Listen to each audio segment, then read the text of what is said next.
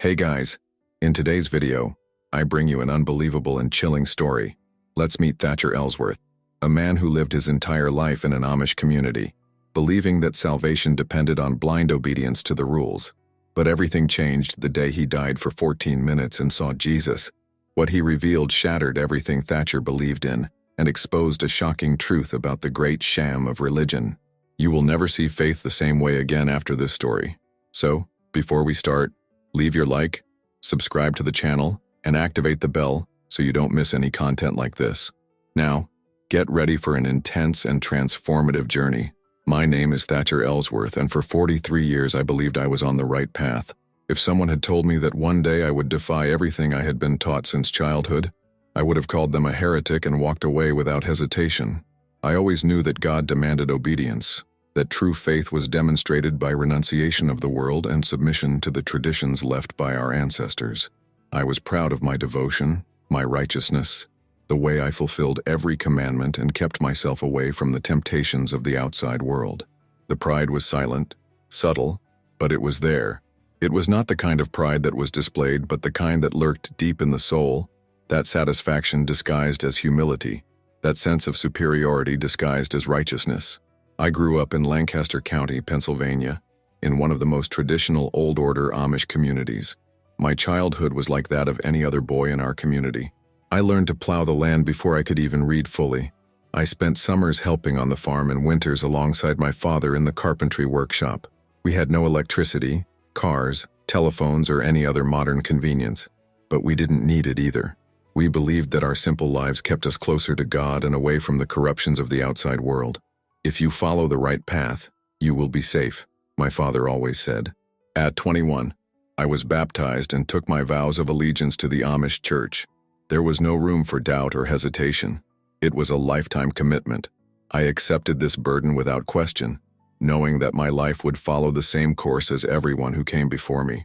I married Hannah, a sweet and submissive woman, as all Amish wives should be. We had 5 children, and I made a point of teaching them everything I knew about importance of obedience and fear of God. And yet, there was something inside me that I couldn't ignore, something that tormented me in the quietest moments, when no one was around to hear my thoughts. Why did I never feel complete? It was a question I never dared to confess. After all, how could it be wrong? I followed the rules. I did everything right. I was an exemplary man. But there was a part of me that wondered if God was truly pleased with my dedication, or if I had just learned to hide my insecurities behind rules.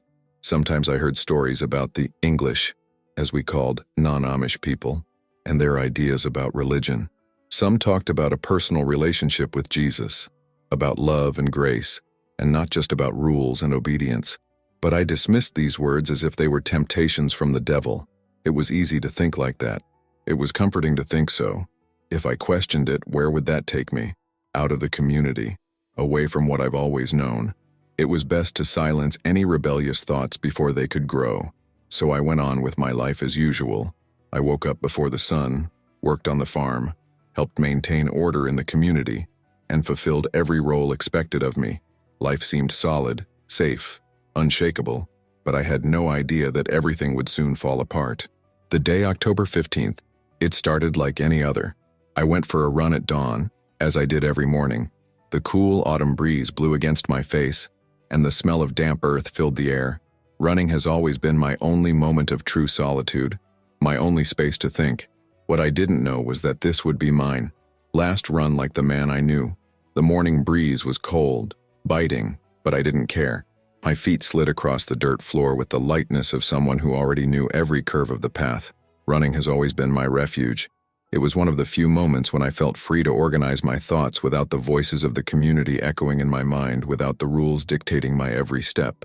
My breath condensed in the cold air, and I kept a steady pace, feeling my body gradually heat up as the first light of day appeared on the horizon.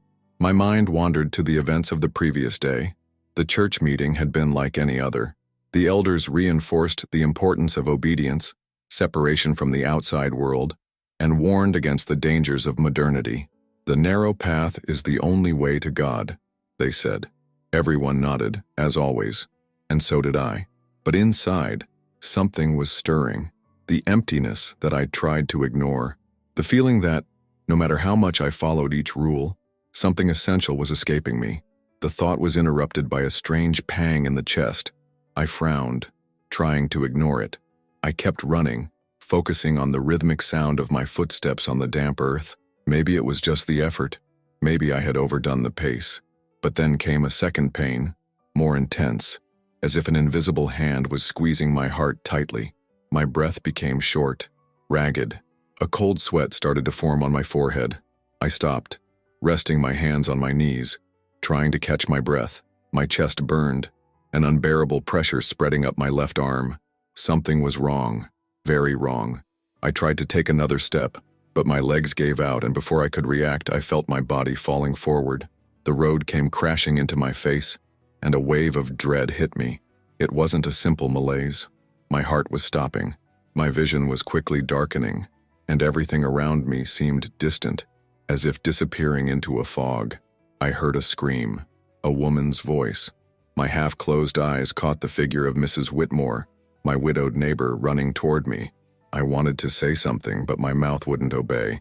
I watched as she knelt beside me, saw her hands shaking as she held something small and rectangular, a cell phone.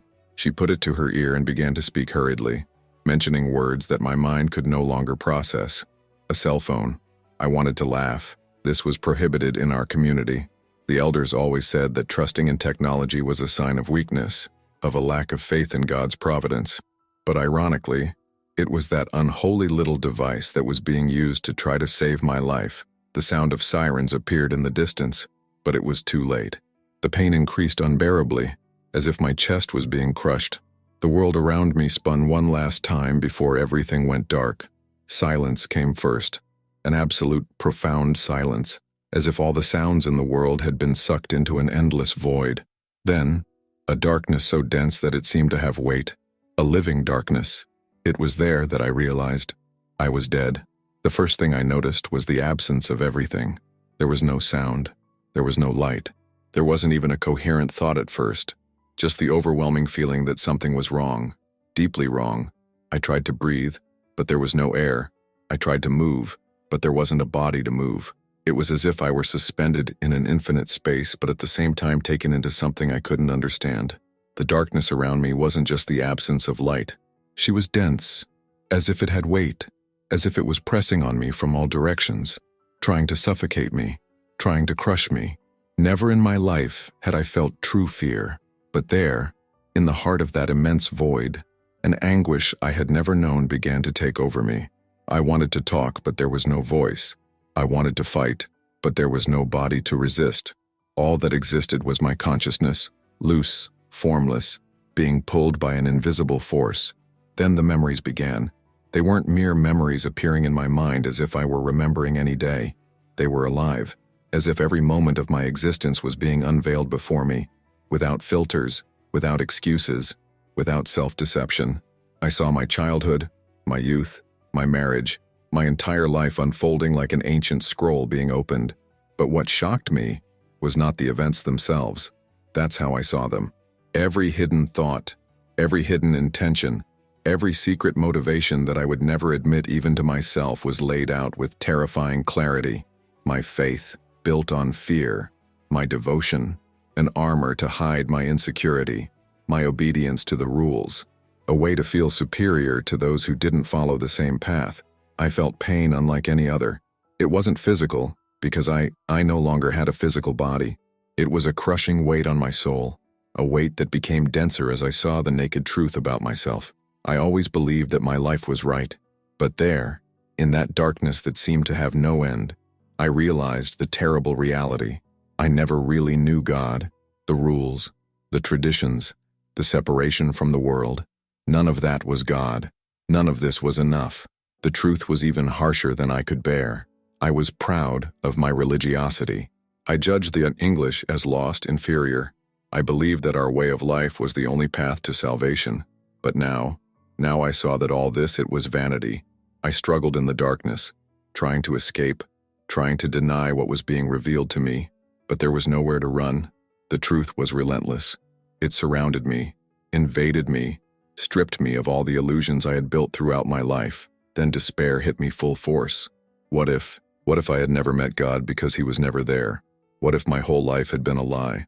What if there was nothing but this void? I wanted to scream, but there was no voice to shout. I wanted to cry, but there were no eyes to cry. All there was oppressive darkness and the terrifying knowledge that I was alone. Then something changed. In the middle of the black expanse, a light appeared, small at first, like a distant point in an endless tunnel. But she grew.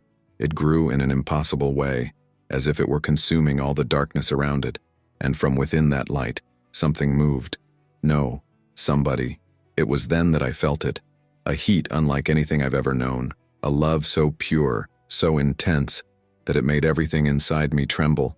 And before I even saw him fully, I already knew who it was. Jesus. He didn't need to say anything. His look said it all. And in that instant, my entire soul screamed in shock and surrender. I didn't know what to expect from Jesus.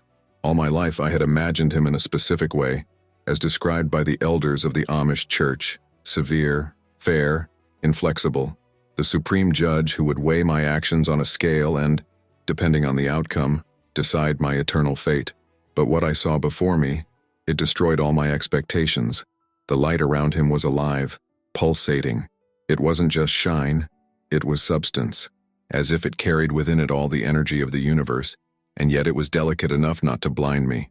The more the light grew, the more I felt its presence filling everything, dispelling the darkness around me until only him remained. And then, your eyes found me. If I could express that moment in words, I would say it was like being seen for the first time in your life, as if every piece of my existence had been exposed to a gaze that saw all: my mistakes, my failures, my fears, my vanity, my pride. And yet, he didn't reject me. I waited for the conviction.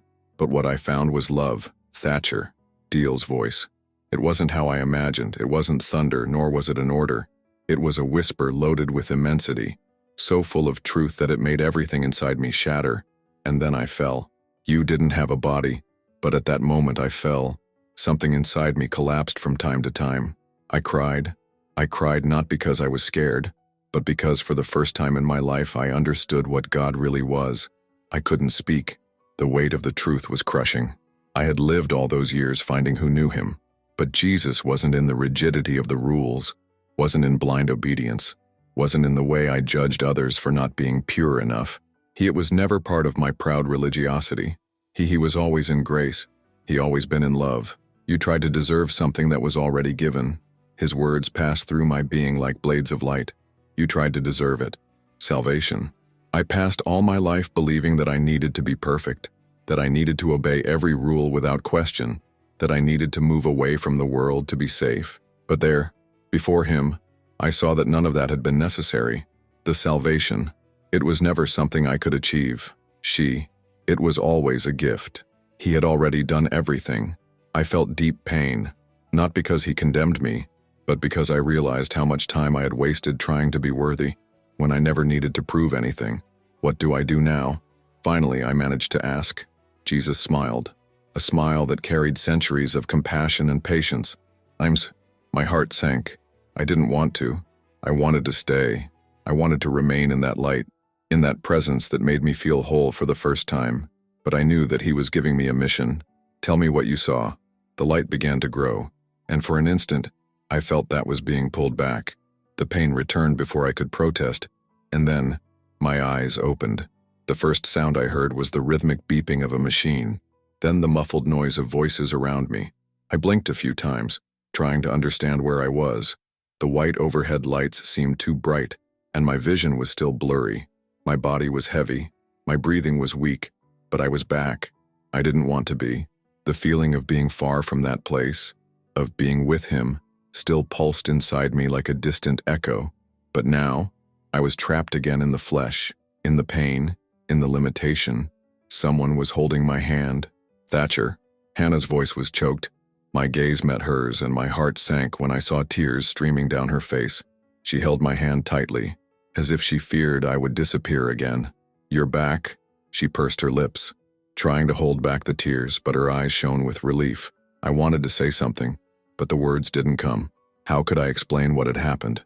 How could I put into words something that did everything change inside me? At that moment, A doctor entered the room. "Mr. Ellsworth, I'm glad you're back." He looked at me with an expression that mixed surprise and professionalism. "You suffered a massive heart attack. Your heart stopped for 14 minutes and 20 seconds. I honestly don't know how you managed to come back without brain damage. It was a true miracle." Miracle. The word kept echoing in my mind. You knew which was I wanted to sit up, but a huge weight was holding my body to the bed. My mind was racing, overflowing with everything I had seen. I looked at Hannah, then at the doctor. My voice trailed off. "I saw Jesus." Hannah froze. The doctor just nodded with a courteous smile, as if he was used to hearing this kind of thing from patients who had experienced near-death situations. "This is common, Mr. Ellsworth. Many people report experiences like this after episodes like yours. The brain can create—" "No." My voice came out stronger than I expected. "It wasn't a dream. I saw him. I heard him. He told me that salvation cannot be earned." Silence took over the room. Hannah looked away. The doctor just adjusted his glasses and said something about needing to monitor my recovery, but I barely heard. My heart was beating fast. I needed to tell. But how could I tell something so big when everything I ever taught went against that? Hannah was still holding my hand, but something in her expression changed. She was scared, and it was at that moment that I realized this journey would not be easy. That night, I could barely sleep. The hospital room was cold and impersonal, but that didn't bother me. What worried me was the storm inside me. My body was exhausted, but my mind was completely awake, as if a door had been opened and nothing could close it again. I had seen Jesus. I had spoken to him. And yet, there I was, lying on a bed, surrounded by machines and artificial lights, listening to the nurse's footsteps in the hallway. What would happen now? How could I go back to my old life after what I experienced? How could I continue living as before, knowing the truth? The click of the doorknob brought me out of my thoughts. The door slowly opened, and Hannah entered the room. Her face was pale, and her swollen eyes showed that she had been crying. She pulled up a chair and sat next to me, nervously holding the apron of her dress between her fingers. "Do you really believe you saw Jesus?" His voice was hesitant, but there was no contempt in it, only fear. I took a deep breath, feeling my chest hurt. "Hannah, I know I saw it. I heard it." She pursed her lips. His brown eyes, which had always been full of sweetness, now held a concern that broke my heart. "And what did he say?" I closed my eyes for a moment. The words still burned inside me, alive, powerful. "He said I tried to earn something that was already given, that salvation is not won by rules, but received by grace." The silence that followed was heavy, almost suffocating. Hannah looked away, biting her lip. "Thatcher, this goes against everything we were taught." I knew it would be difficult for her to accept. It was difficult even for me, but something inside me had changed. Something that it could never go back to the way it was before. What if we were taught wrong? My own voice sounded strange to my ears. Never before had I dared to even consider this possibility. But now, it seemed impossible not to see her. Hannah flinched slightly, as if my words were dangerous, as if lightning could strike us at any moment. "You can't say that." His voice was a whisper, filled with genuine fear. "If the elders know—" I closed my eyes. I knew what would happen. Being inquisitive was something our community did not tolerate, but I couldn't deny what I experienced. "I need to tell you, Hannah." She lifted her head and looked at me, and for a brief moment I saw a flash of something in her eyes. It wasn't anger. It wasn't rejection. It was doubt. She stood, smoothing her dress, as if trying to regain control over her own thoughts. "You need to rest." And then he left the room, leaving me alone, with the certainty that my life would never be the same again. The next day arrived enveloped in heavy silence. The sun filtered through the hospital blinds, casting pale shadows across the room. My body was still weak, but my mind continued to vibrate with what I had experienced. My recovery was progressing too quickly for the doctors to explain. Despite the severity of the heart attack, I had not suffered brain damage or serious complications. I heard one of the nurses mutter something about a rare case, but I knew the truth. I was brought back for a purpose. In the late afternoon, Hannah returned to the hospital. She was not alone. Silas Troyer, my closest friend, accompanied her.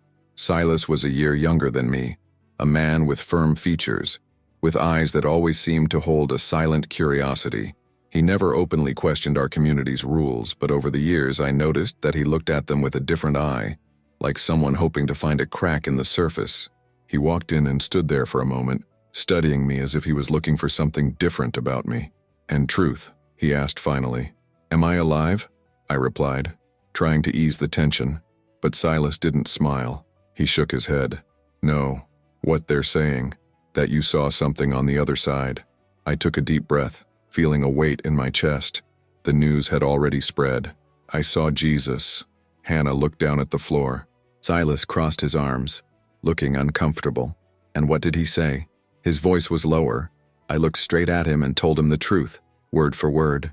"I told you about the darkness, about the pain of seeing my life through the lens of truth, about how I realized that my faith wasn't real faith, but just pride disguised as obedience. And then I told him about Jesus, about how he showed me that we cannot gain what has already been given." The silence that followed was heavy. Hannah kept her head down, fiddling with the hem of her dress. Silas looked away and ran a hand over his face. I saw the conflict in him. "This goes against everything we were taught, Thatcher." His voice was cautious but not accusatory. "I know." He bit his lip and let out a sigh. "Do you know what the elders will say about this?" Of course I knew. I knew it from the moment I woke up. At that moment, Hannah looked up, and her eyes met mine with a different intensity. "Are you going to tell them?" My breathing became heavy. This was the moment I was trying to avoid thinking about. What would happen when the church found out? When the elders, the guardians of tradition, discovered that I was preaching something that contradicted everything we had been taught? The answer was already inside me. Yes. "I need to tell you." Hannah closed her eyes as if preparing for a blow. Silas held his breath and shook his head. "Thatcher, if you do that, they could expel you from the community." My chest tightened. Everything I knew, my family, my home, my entire world, was at risk. But then I remembered Jesus' look, of the love in his eyes, and at that moment, I knew I couldn't go back. God does not want us to live in fear. Silas looked at me, his dark eyes shining with inner conflict. Perhaps, his voice was almost a whisper, "Maybe you're right." And then, without saying anything else, he left the room. Hannah stayed there for a moment longer, her eyes scanning me with something I didn't know if it was fear or hope. And then, without another word, she too left. I was left alone. But for the first time in my life, I knew I was never truly alone. 3 days later, I was released from the hospital. My body was still weak, but my mind had never been more awake. I knew what I needed to do. The way back home was silent. Hannah drove the buggy, gripping the reins tightly, her knuckles pale. I watched her from the corner of my eye, feeling the tension on her face. She didn't ask anything during the journey. He didn't question me about what I would say to the church, but I knew she feared what was to come. Autumn leaves fell softly around the dirt road. Amish houses, with their simple structures and neutral colors, passed us by as we headed toward our farm. The smell of damp earth filled the air. For years, this path home has always brought me a sense of security. But now, I felt that I was returning to an invisible battlefield. When we arrived, my eldest daughter, Abigail, came running towards us. Her light blue dress fluttered in the wind, and her green eyes sparkled with relief when she saw me. "And good." She wrapped my arms in a tight hug. "My heart warmed to feel your genuine concern. I thought you would never come back." His voice broke at the end of the sentence. I stroked his dark hair, feeling the weight of that moment. "I'm here, daughter. I'm here." She pulled away, wiping her eyes, and then gave me a hesitant look. "People are talking." Hannah, who was still removing the bags from the buggy, visibly stiffened. I nodded. "I know." News traveled fast in our community. At this point, everyone already knew that I claimed to have seen Jesus, and the elders asked to speak to you. It wasn't a request, it was a summons. My heart jumped in my chest, but I expected that. That night, Hannah avoided looking at me as she prepared dinner. The children were silent, feeling the tension that hung over the house. When we finally sat down at the table, the sound of spoons touching plates was the only thing that filled the void, until Hannah finally spoke. "What are you going to tell them?" His voice was strained, but there was no anger, just silent concern. I placed the cutlery on the table and looked at her. The truth. She closed her eyes for a brief moment, taking a deep breath. "If you do that, Thatcher, you know what could happen." I knew. I knew better than anyone. If the church considered me a heretic, I would be excommunicated. My family could be forced to move away from me. I would lose my farm, my community, everything I had ever known. But I couldn't go back. I have no choice, Hannah. My voice was firm, but not rude. I saw the truth. I saw Jesus. How can I remain silent after this? She looked away at her children. Abigail was alert, her eyes shining with curiosity and fear. The younger ones didn't fully understand, but they felt the weight of the moment. "What about us?" she whispered, finally looking me in the eyes. "What happens to us?" I didn't have an easy answer. "I don't know." Hannah swallowed hard, lowering her head. "But I know one thing." I held his hand across the table. "God does not want us to live in fear." She didn't respond, but for a moment, she didn't move her hand away. The next day, before the sun rose, I went to church, and I went to face the elders. The church was in the center of the community, a simple wooden building, without adornments, without luxurious pews, without anything that could suggest vanity or ostentation. It was a place of silence, obedience, and fear. When I walked in, the air was thick with expectation. The hall was empty except for 4 men sitting around a long oak table. The church elders, Elder Matthias Zook, the strictest leader among them, was in the center. His face was stern, marked by time and the responsibility of maintaining order in the community. He watched me with cold eyes as I approached. I knew that look. It was the look of a man who had already decided the verdict before the trial even began. I stood my ground. There would be no going back now. Elder Matthias lightly tapped his fingers on the table before speaking. "Thatcher Ellsworth, do you know why you were called here? Try." My voice was firm but calm. "You have been through great suffering, and we are all deeply sorry for your state of health." His tone was careful, as if he was measuring his words. "But we have heard troubling reports about certain allegations you have been making since your return." The room fell silent. They wanted me to recant. He said it was a delusion, a dream caused by a lack of oxygen. But I couldn't lie. I saw Jesus, one of the elders, Elder Reuben Stoltzfus. He took a deep breath, closing his eyes for a moment, as if asking for patience. Other, Elder Abram King, crossed his arms, looking uncomfortable, but it was Elder Matthias who continued. "And what did he say to you?" Here was the real test. I took a deep breath and looked at each of them before speaking. "And that we try to earn what has already been given, that salvation is not won by rules, but received by grace." The effect was immediate. Elder Matthias squinted his eyes, as if he had been struck. Elder Stoltzfus slowly shook his head. Elder King looked away. The only sound was the creaking of the wood of the table as Elder Matthias leaned forward. "Are you saying our traditions have no value?" His voice sounded sharper now. "No," my answer was firm, "but they are not the way to God. Only Jesus is." Matthias was silent for a long moment. When he spoke again, his tone was darker. "Thatcher, our faith has been preserved for centuries because we follow the Ordnung. Our people remain pure because we obey. If we start to question, we open the way for corruption in the outside world. Do you want to destroy what our ancestors built?" "I don't want to destroy anything." My voice was full of emotion. "I want you to see the truth. God doesn't measure our worth by how well we obey rules. He loves us despite our flaws. Grace cannot be earned. That's not what we were taught." Matthias' eyes were filled with something bordering on fury. "Maybe what we've been taught isn't completely right." The room fell into a dead silence. I knew that. At that moment, my sentence was sealed. Elder Matthias slowly stood up. "You need to stop this." His voice was low, but filled with menace. My heart was pounding in my chest. I knew what he wanted. I wanted Mirequas to submit me, but I couldn't. I can't. Elder King closed his eyes, breathing heavily. Elder Stoltzfus shook his head. Matthias continued to stare at me. "Then you leave us with no choice." I didn't say anything. I already knew what was coming next. "If you continue to spread these words, you will no longer be able to be part of this community." The excommunication. The words hung in the air, heavy like an axe about to fall. My heart sank thinking about Hannah, the children, my farm, everything I knew. But then I remembered the look in Jesus' eyes, what he said to me. I lifted my chin and looked Matthias in the eyes. If telling the truth means losing everything, then so be it. The room was completely silent. The elders did not expect this, but I had already made my choice. I got up and left. Behind me, the world I knew was falling apart, but inside me, for the first time, I was free. The next morning dawned with an eerie silence.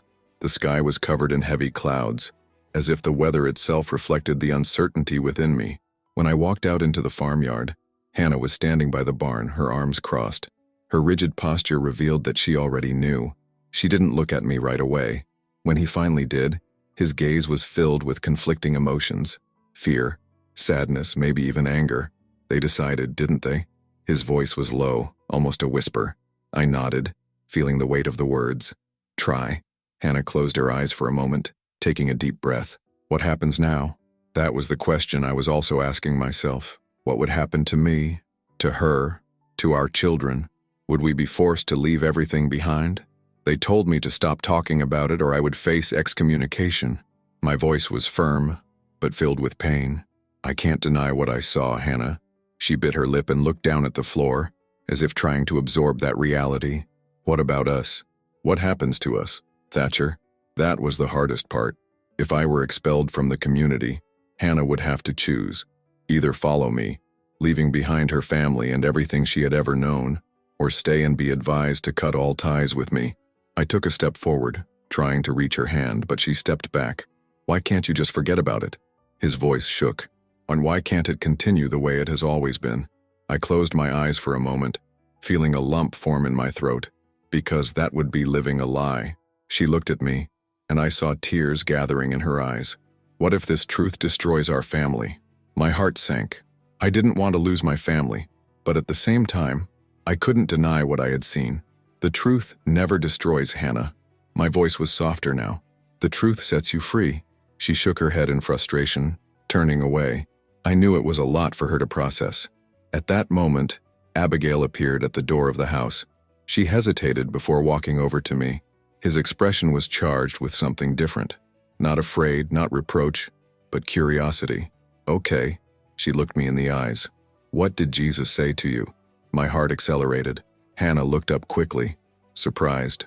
Abigail, go inside. Her voice was sharp, but my daughter remained firm. No. She looked at me fixedly. I want to know. I knelt down to her level, holding her hands. He said that we cannot deserve God's love because He has already given it to us. That salvation does not depend on the rules we follow, but on the grace He offers us. His eyes widened slightly. She seemed to process it in a way that not even adults could. Well, but then why do we follow so many rules? Silence fell over us. Hannah turned pale. I looked at my wife. There was the real problem. Hannah always believed that obedience was the way. But now, our own daughter started to question. She didn't say anything. He just turned and walked into the house, leaving me there with Abigail. My daughter lowered her head. I always thought God loved us, but I never felt that here. She touched her chest. If Jesus told you that, then why do they want to cast you out? Pain went through my heart like a blade. I ran my hand through his dark hair and smiled, even though my eyes were teary, because sometimes people are afraid of the truth. She nodded slowly, as if taking it in. And then, for the first time, I realized my story was already starting to change something. Maybe Hannah wasn't ready. Maybe my community would reject me. But my daughter, she began to see. At that moment, I knew that, no matter what happened, I was no longer alone. The next morning, the silence in our house was different. It wasn't just silence. It was an invisible barrier. Something had broken between Hannah and me, something that couldn't be fixed with simple words. I saw her walking around the kitchen, preparing breakfast for the children as she did every morning, but her movements were mechanical, lifeless. She didn't look at me. I sat at the table, watching her in silence. The children spoke quietly among themselves, as if they felt something was out of place. Abigail, however, was stealing glances at me. She wanted to know more. I saw the restlessness in his eyes. When I finished my coffee, I sighed and stood up. I'm going into town. I need to find Silas. Hannah stopped what she was doing. It was the first time she had looked at me since the night before. Why? His voice wasn't accusatory, just strained. He needs to hear the truth. His face hardened. You're spreading it, Thatcher. She crossed her arms, and for the first time I saw anger in her eyes. Don't you realize what you're doing? I approached, trying to remain calm. Hannah, you heard what I said. You know it's true.